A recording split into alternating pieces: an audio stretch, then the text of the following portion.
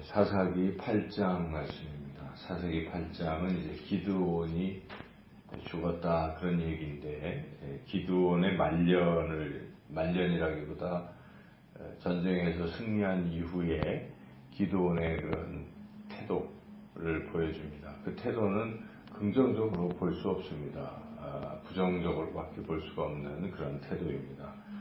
그런 태도를 갖게 된 이유는 결국 승리에 도취되어서 어떤 과거에 가졌던 그러한 것을 잊어버린 것입니다. 그래서 우리가 이 말씀을 쭉 읽으면서 기도의 행적을 보면서 우리 인생에서 하나님이 함께 하셔서 어떤 것을 성취했을 때에, 성취한 이후에 우리가 어떤 태도를 가져야 될까 하는 것입니다.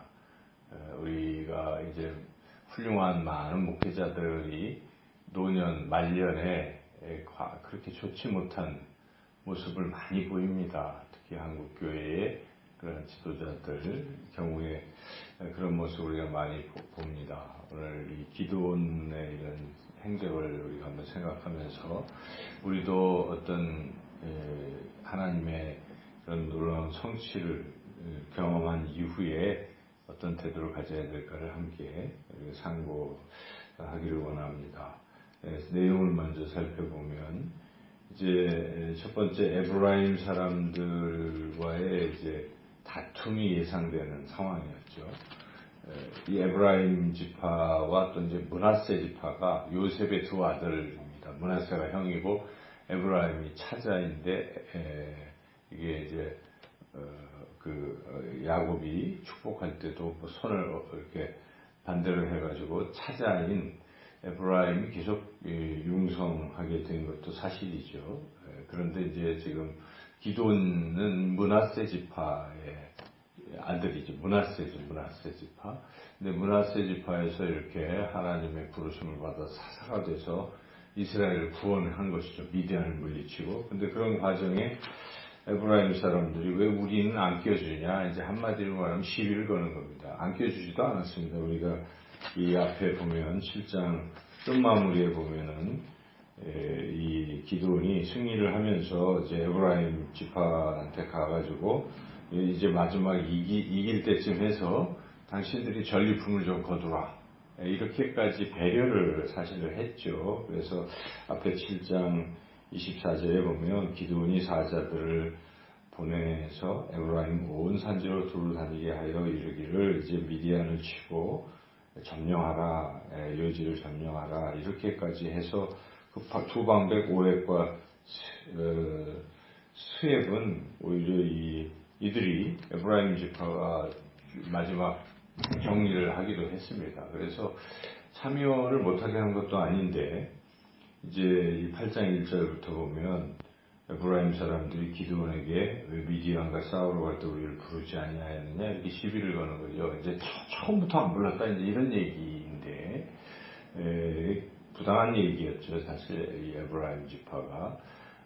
그럴 때 이제 기드온이 여기에 대해서 타협을 했는데, 타협한 게 우리는 별거 아니고 에브라임에 비하겠냐, 므낫세가 이 므낫세의 후손인 아비에셀의 가장 좋은 만물 포도도 당신들의 끝물 포도보다도 못하다 하면서 이렇게 겸손한 말투로 이것을 했지만, 그러나 그것도 꼭 나쁜 건 아니라고 볼 수 있겠지만, 그래서 싸움이 안 일어났으니까 괜찮은 것 같지만, 노염이 풀린 것 같지만, 사실 더 중요한 것을 놓친 것이죠. 기드온이 처음부터 끝까지 신앙적인 그런 생각을 가지고 있어야 됩니다. 그래서 당신도 우리도 다 부족하지만 하나님께서 우리와 함께 하셔서 이런 승리를 거두게 하신 것입니다 하고 하나님을 높였으면 에브라임 지파도 두고두고 그렇지, 우리가 잘못했구나, 그들도 잘못을 생각하고 하나님을 섬겼을 텐데, 기드온이 이제 시끄러운 게 싫으니까 그런 타협을 한 것이죠, 일종의. 그래서 당신들이 좀 훌륭하다, 이렇게. 훌륭하긴 훌륭한 것도 아닌데 이제 훌륭하다 얘기함으로써 뭔가 얘기가 잘못된 것입니다. 그래서 이렇게 하는 게 아닌 거예요. 그래서 우리가 항상 바르게 하나님 중심의 신앙으로 서로 대화를 나누는 것이 더 중요합니다. 물론 부드럽게 하는 것도 중요하지만, 그래서 어쨌든 기드온이 이제 이런 신중하지 못한 하나님에 대한 신앙이 흐려진 것을 우리가 볼 수 있고, 그 이후에 행적을 보면 점점 이상해집니다. 기드온이 이제 숫곳과 숫곳의 방백, 분우엘 이제 이런 데를 거쳐가면서 마무리를 하고 있어. 세바와 살문나라는 이제 그 미디안 족장들을 이제 죽이려고 쫓아가는 것인데, 사실 뒤에 보면 이것도 동기도 이상해요. 그 미디안 방백을 정말 물리치기 위해서 그랬다기보다도 원수 갚으려고 지금 쫓아가고 있는 겁니다. 그러니까 자기의 부모와 뭐 형제들을 이 숫곳과 세바와 살문나가 죽였기 때문에 지금 끝까지 추적해서 원수 갚으려고 지금 하고 있는 이런 행적이 있죠. 이것이 잘못된 것이죠. 공적인 일을 진행을 해야 되는데 사적인 것으로 그런 힘을 사적인 데 쓴 것입니다. 자기 원수 갚는 데 쓴 이런 잘못을 지금 범하고 있는 것인데, 뒤에 보면 18절에 이제 그런 게 드러나고 있는데 18절 19절 읽어볼까요? 이에 그가 세바와 살문나에게 말하되 너희가 다본에서 죽인 자들은 어떠한 사람들이더냐 하니 대답하되 그들이 너와 같아서 하나같이 왕자들의 모습과 같았더라 하니라. 그가 이르되 그들은 내 형제들이며 내 어머니 아들들이니라. 여호와께서 살아계심을 두고 맹세하노니 너희가 만일 그들을 살렸더라면 나도 너희를 죽이지 아니하리라 하고 이제 다 죽여버렸잖아요. 이게 지금 복수한 거예요. 복수.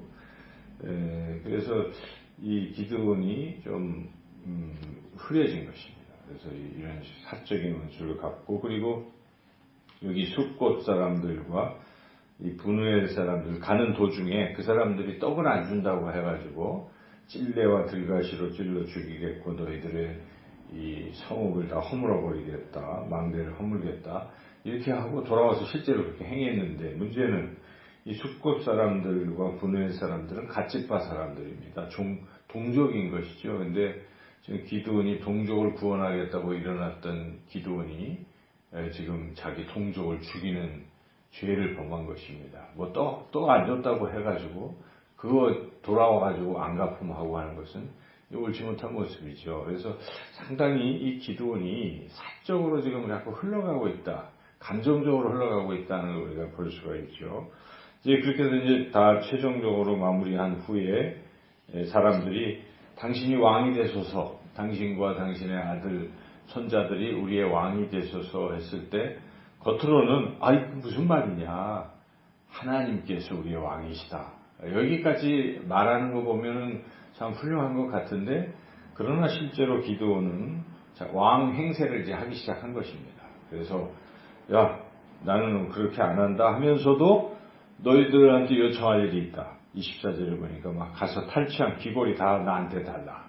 이게 벌써 이상하잖아요. 그 전리품들 다 나한테 달라. 그래서 이거 다 또 받아가지고 또 받아서 그걸 가지고 받는 중에도 26절에 보면 초승달 장식, 이 초승달 장식은 당시에 이제 이방인들이 승리하면 그거를 뭐 이렇게 걸고 수호신처럼 생각하는 것인데, 기드온이 그 짓을 똑같이 하는 거죠. 왕처럼 또 자기 수호신 하나님을 의지해야 되는데, 기드온은 이제 그런 것을 이제 또 소유하고, 그리고 받았던 그런 걸 가지고 또 다 녹여가지고 에봇을 만들었어요.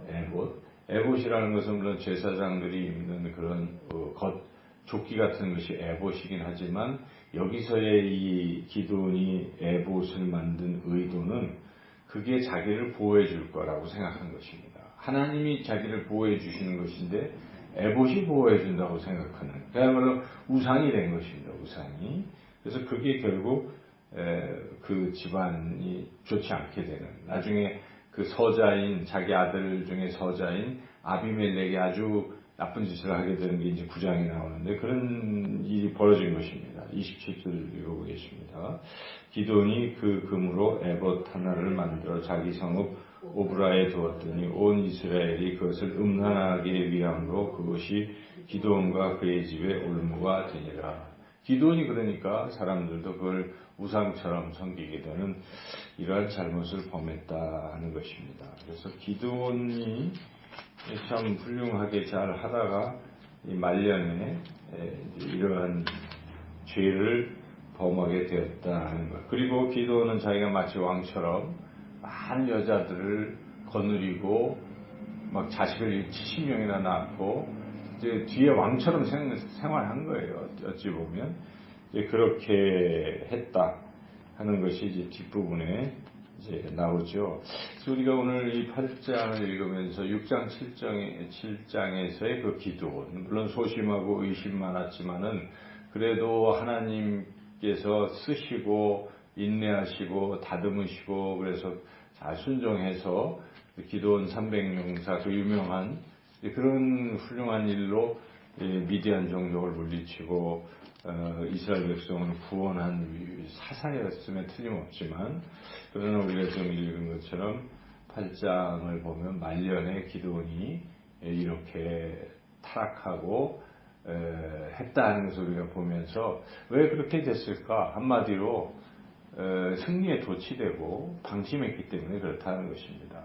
위대한 승리를 300명이서 13만 5천 명을 물리쳤으면 그 위대한 승리죠. 근데 그 승리는 하나님이 해주신 것인데 하나님을 더욱 의지하고 이렇게 살아야 됐는데 이제 그 결과물을 마치 자기의 그것처럼 승리에 도취해서 결국은 좋지 않은 모습을 보였다는 것입니다. 그래서 우리가 이 말씀을 통해서 우리는 더 겸손하고 이 다 하나님이 하셨습니다. 그리고 또 잘 됐다고 해서 방심했어도 안 됩니다. 우리 기도는 쉬면 안 돼요. 이렇게 해서 기도하고 오직 하나님만이 우리의 도움이십니다.